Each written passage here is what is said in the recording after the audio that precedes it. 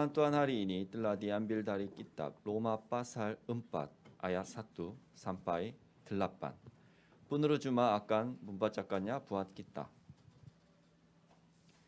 Jadi apakah akan kita katakan tentang Abraham, bapa leluhur jasmani kita?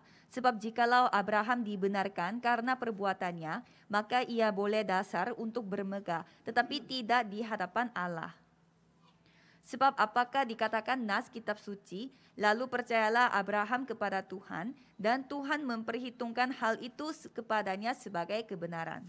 Kalau ada orang yang bekerja, upahnya tidak diperhitungkan sebagai hadiah, tetapi sebagai haknya.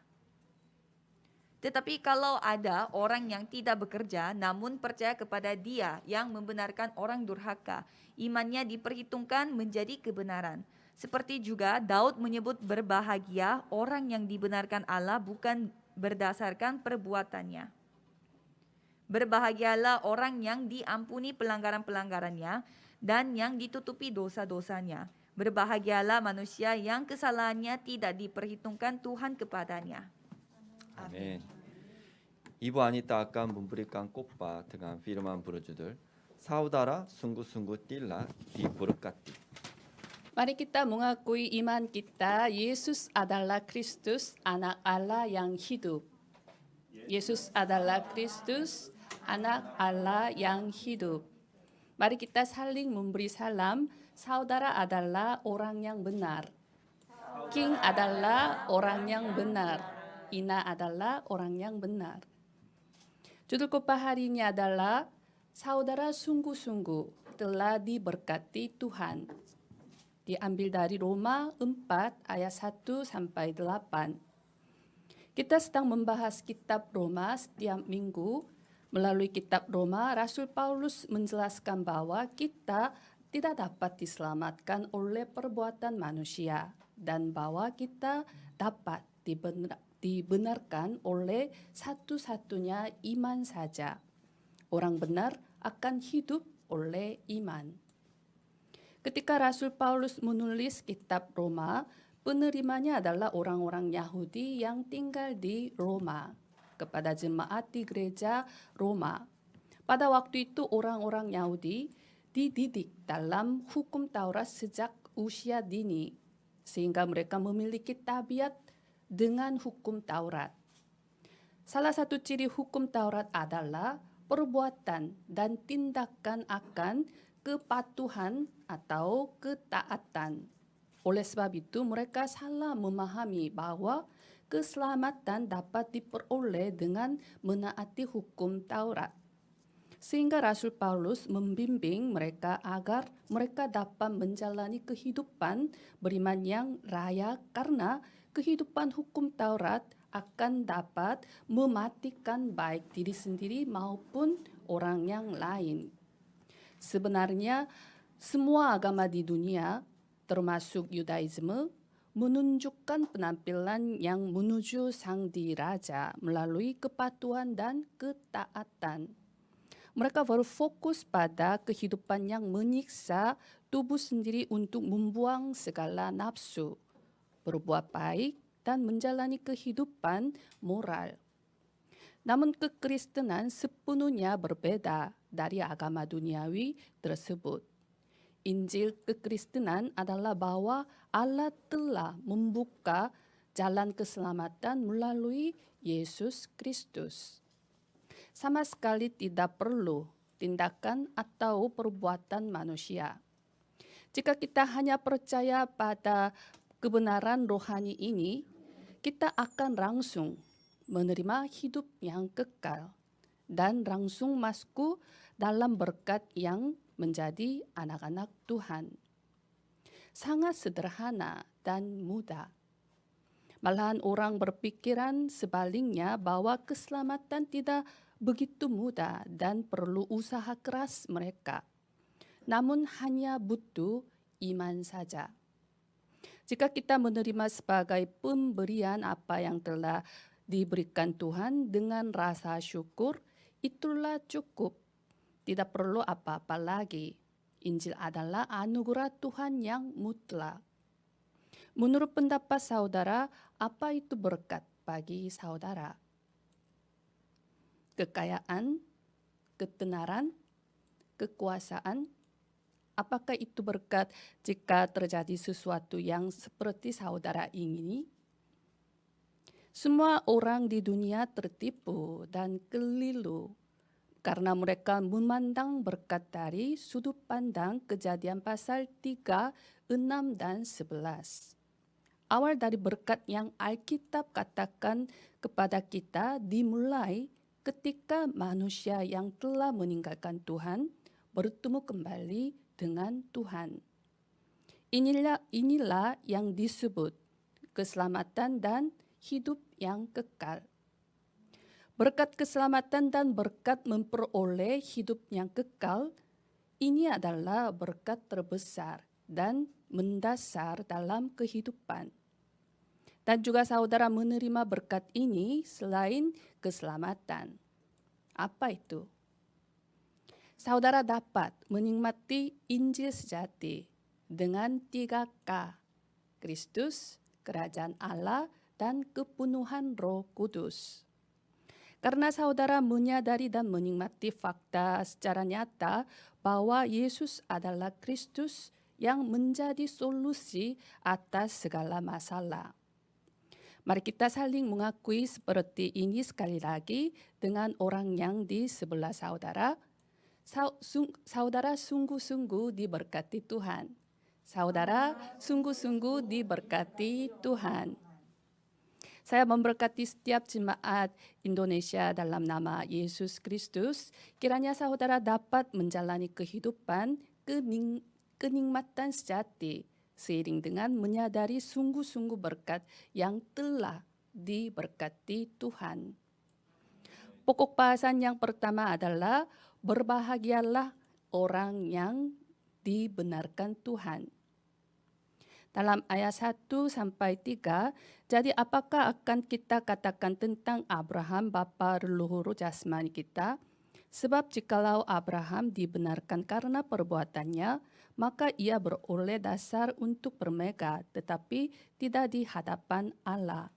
Sebab apakah dikatakan nas kitab suci, lalu percayalah Abraham kepada Tuhan, dan Tuhan memperhitungkan hal itu kepadanya sebagai kebenaran.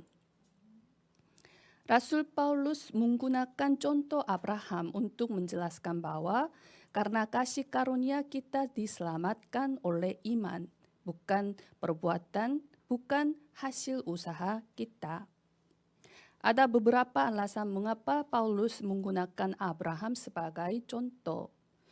Karena Abraham adalah nenek moyang orang Yahudi dan merupakan orang yang bisa dikenal siapapun sebagai seorang yang terhormat. Terutama karena Abraham adalah seorang yang sebelumnya daripada zaman Musa yang menerima hukum Taurat dari Tuhan. Yaitu pada masa Abraham tidak ada hukum Taurat. Hukum Taurat muncul setelah 500 tahun berlalu. Tetapi Abraham dibenarkan oleh Tuhan melalui iman. Jadi menaati hukum Taurat tidak berhubung dengan dibenarkan. Dalam Kejadian 15 ayat 6, lalu percayalah Abraham kepada Tuhan, maka Tuhan memperhitungkan hal itu kepadanya sebagai kebenaran. Dalam Kejadian antara di 5 kitab Musa yang dipercaya oleh Yahudi, telah dikatakan jawaban atas keselamatan. Tuhan tidak menginginkan sesuatu yang istimewa dari kita. Dia bersuka cita melihat anak-anaknya dalam menjalani kehidupan yang percaya dan menaati firman Tuhan apa adanya. Dalam Bilangan pasal 21, Tuhan mengirimkan ular-ular tudung untuk menghakimi bangsa Israel saat mereka mengeluh dan berkata-kata melawan Tuhan di padang gurun. Pada saat itu, Musa berdoa dan bertobat kepada Tuhan. Apa yang Tuhan berikan sebagai jalan keselamatan adalah sangat sederhana. Dikatakan bahwa jika kamu membuat ular tembaga dan menggantungkannya di tiang, kamu akan diselamatkan jika kamu melihatnya. Musa melakukannya sesuai dengan firman Tuhan.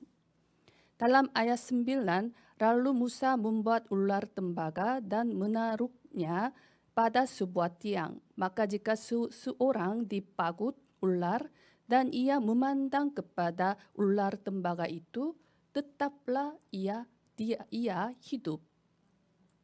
Semua orang yang tidak memandang kepada ular tembaga itu mati.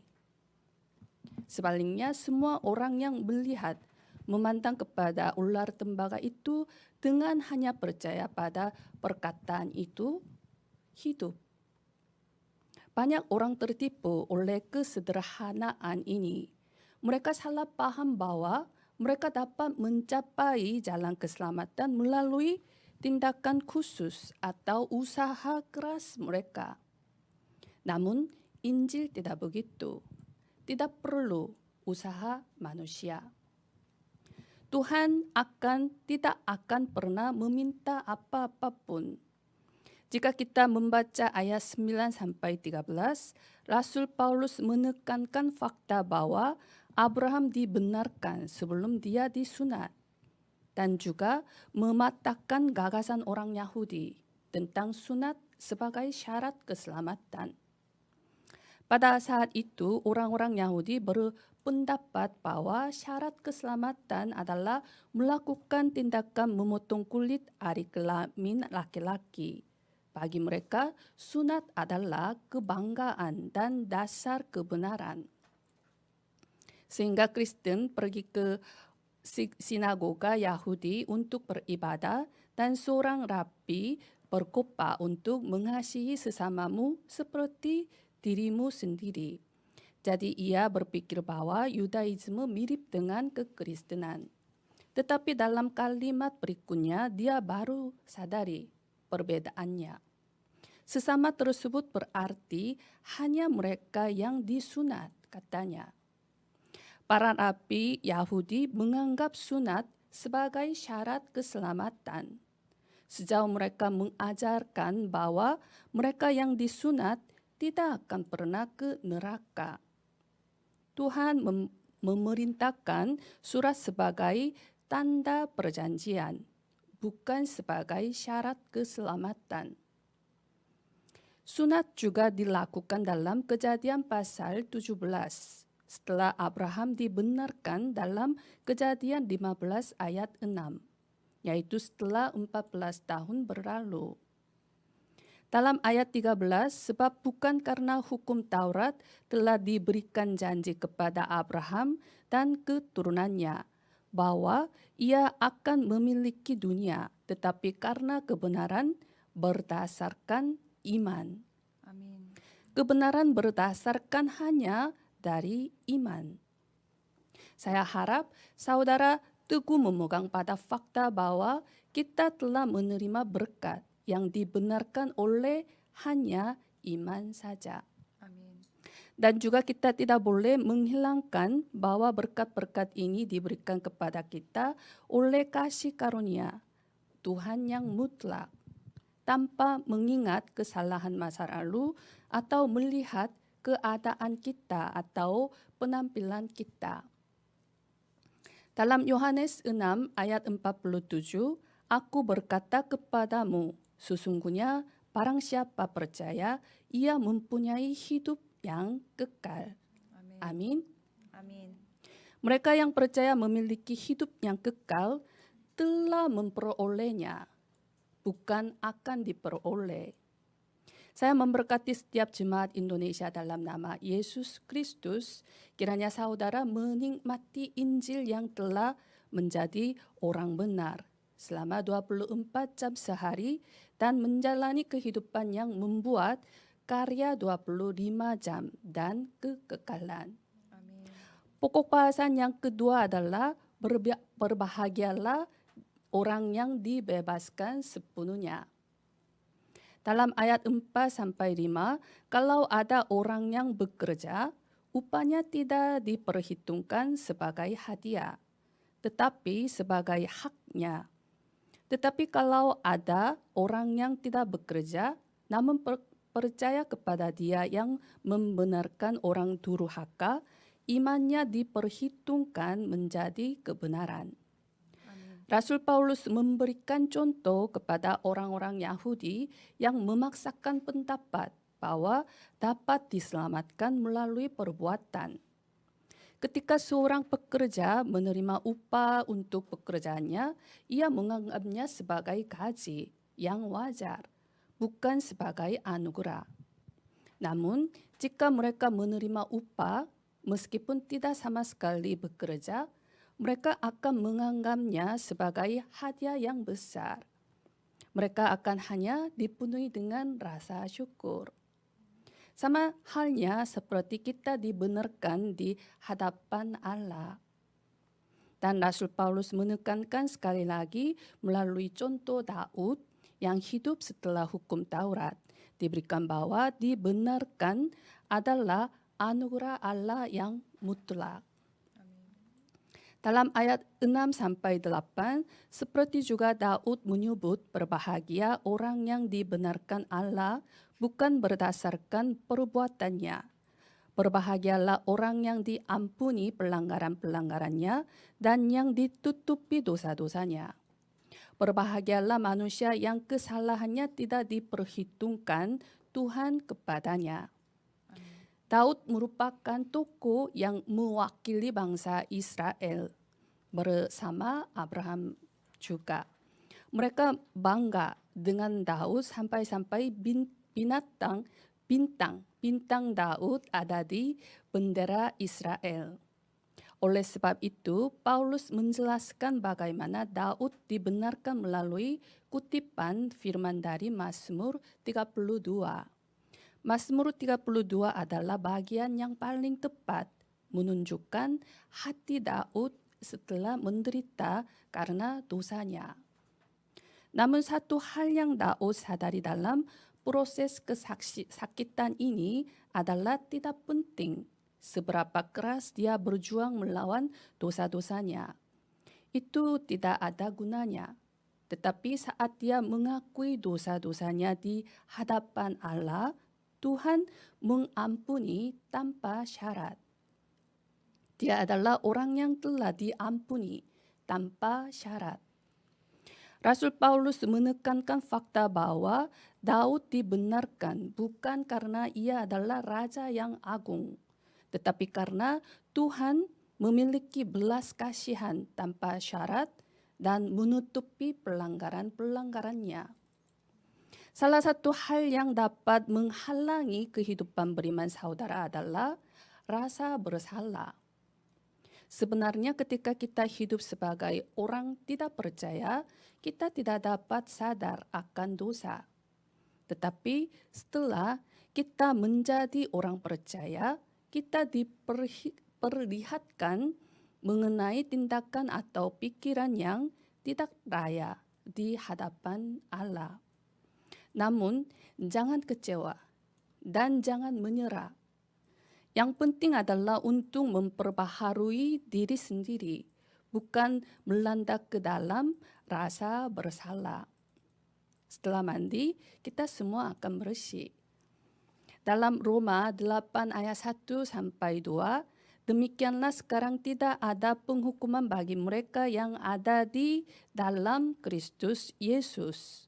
Roh yang memberi hidup telah memerdekakan dalam Kristus dari hukum dosa dan hukum maut. Amin. Rasul Paulus menyatakan dengan sangat tegas bahwa dalam perjalanan iman kita tidak boleh jatuh dalam rasa bersalah. Seorang pun tidak dapat menghukum mereka yang telah menjadi anak-anak Tuhan melalui Yesus Kristus. Tuhan telah membenarkan mereka, jadi siapapun tidak dapat menghukum mereka. Apakah saudara masih menghukum suaminya? Apakah saudara masih menghukum anaknya? Siapa yang memberi hak kepada saudara untuk menghukum? Kemerdekaan, kebebasan. Santo Agustinus mengatakan perkataan terkenal seperti ini. Kamu mengasihi Tuhan dan lakukan sesukamu. Apa maksudnya? Apa itu berarti saudara boleh lakukan apa saja? Tidak. Itu berarti bahwa saudara menikmati kebebasan sejati yang diberikan melalui Injil di dalam kehidupan saudara. Itu berarti saudara hanya memandang kepada Yesus Kristus. Jika saudara berfokus pada sesuatu selain Yesus Kristus, itu menjadi sebuah jerat dan mengalami kesakitan, penderitaan. Saya memberkati setiap jemaat Indonesia dalam nama Yesus Kristus.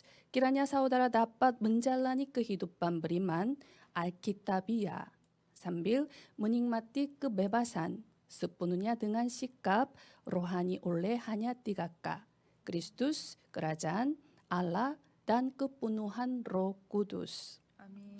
Sebagai kesimpulan, saya suka menonton film dan ada 2 tipe ketika menonton film. Yang pertama adalah menonton film dari sudut pandang pihak protagonis.